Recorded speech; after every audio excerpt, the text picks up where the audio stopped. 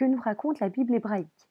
Ce texte est un mélange de faits historiques et de récits légendaires qui prend place dans le croissant fertile entre trois territoires ennemis, le pays de Canaan, la Mésopotamie et l'Égypte. Cette histoire commence avec Abraham. Nul ne sait si ce personnage a réellement existé, mais les spécialistes qui ont analysé le texte biblique pensent qu'il aurait pu vivre à Our, en Mésopotamie, vers 2000 avant Jésus-Christ. À cette époque, la population vénère plusieurs dieux. Abraham se distingue des autres. D'après la Bible, il est le premier à ne croire qu'en un seul Dieu. En échange de cette fidélité, ce Dieu unique va lui promettre une terre, le pays de Canaan, ou la terre promise, où lui et sa descendance vont pouvoir s'installer. De fait, Isaac, son fils, et Jacob, son petit-fils, vont grandir sur cette terre.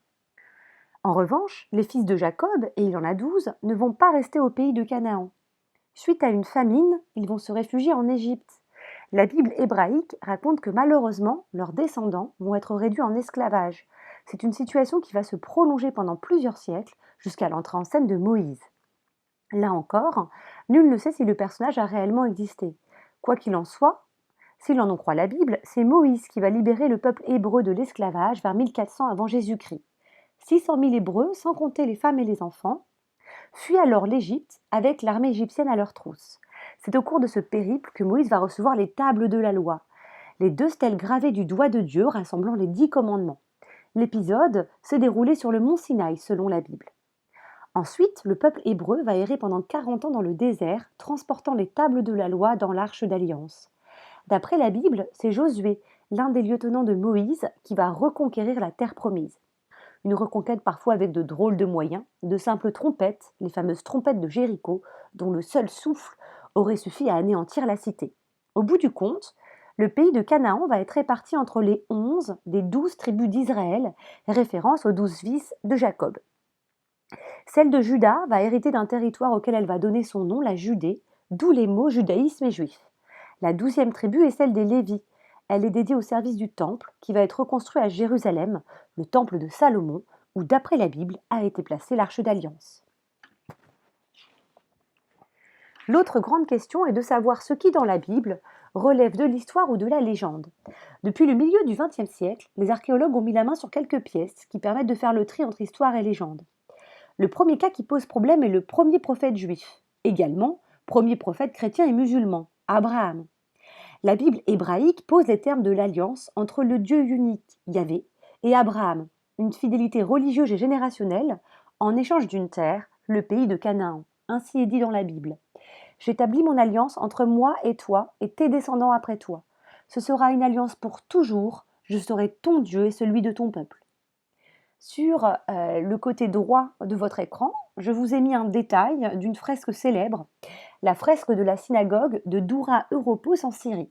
Si vous regardez, on voit une scène très célèbre, la légende du sacrifice d'Abraham. Au premier plan, on voit un bélier. Au second plan, Abraham debout tenant un couteau et tout en haut, son fils Isaac.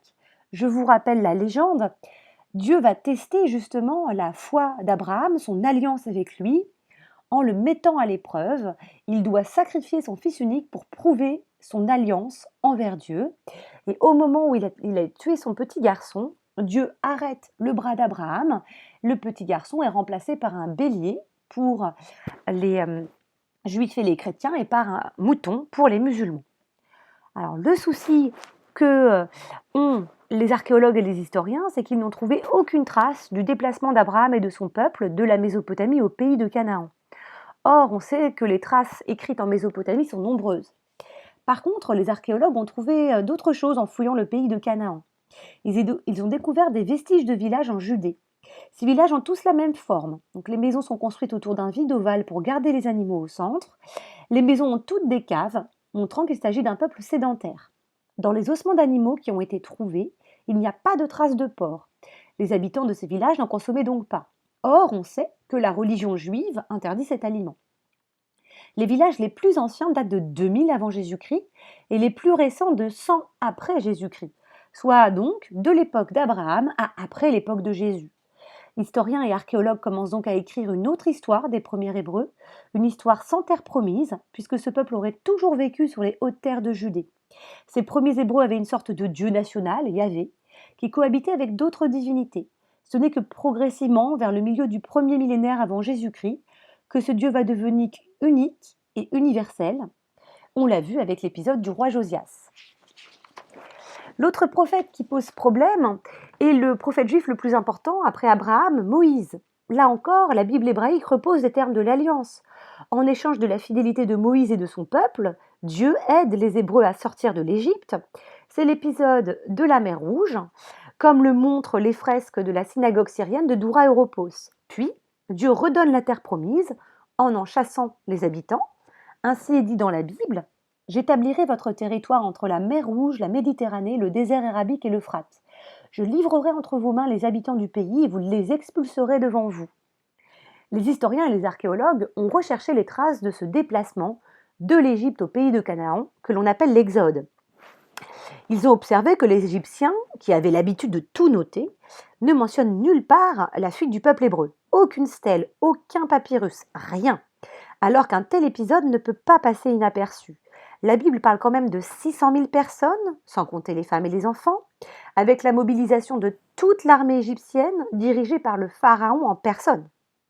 Par conséquent, les historiens pensent que les Hébreux ne sont jamais allés en Égypte et qu'ils n'auraient en fait jamais quitté le pays de Canaan.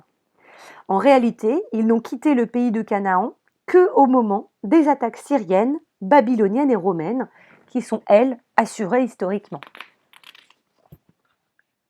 Si on reprend ces deux travaux de groupe, selon la Bible, donc c'est-à-dire selon la légende, ce n'est pas prouvé historiquement, Abraham aurait traversé la Mésopotamie, son alliance avec Dieu est liée à un échange, une terre, le pays de Canaan, et on n'a trouvé aucune trace archéologique d'Abraham. Pour Moïse, selon la légende, la région traversée est l'Égypte. Là encore, Dieu renouvelait son alliance avec Moïse en échange d'un territoire, toujours le même, le pays de Canaan ou la terre promise. Et là aussi, aucune trace archéologique d'Abraham. En conclusion, pour comprendre la naissance de la première religion monothéiste, les historiens et les archéologues partent de ce que raconte la Bible hébraïque. Celle-ci parle d'une alliance entre un Dieu unique, Yahvé, des prophètes fondateurs Abraham et Moïse. Cette alliance avec les prophètes est liée à la domination d'une terre, le pays de Canaan. À cette source biblique, il compare les sources archéologiques trouvées lors de fouilles dans le Croissant fertile. Ces sources archéologiques montrent l'existence de deux royaumes, Juda et Israël, menacés par des voisins polythéistes, les Assyriens, les Babyloniens et les Romains, et pas les Égyptiens, comme le raconte la Bible. Ces attaques ont provoqué deux diasporas, la première à Babylone au VIe siècle avant Jésus-Christ, et la seconde en Europe au 1er siècle après Jésus-Christ.